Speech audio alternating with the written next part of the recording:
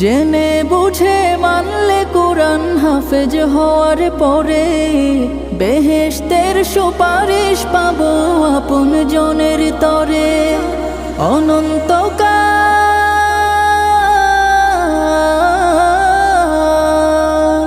অনন্তকাল থাকবো সুখে জান্নাতের বাগান। যাদের বুকের মানিক হলো হাফেজে কোরআন, হাফেজে কোরআন, হাফেজে কোরআন। কিয়ামতের মাঠে যখন থাকবে সবাই ভীত, হাফেজদের মা বাবা তখন হবে সম্মানিত।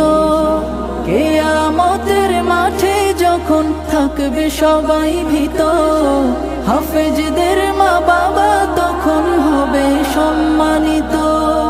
তাদের মাথা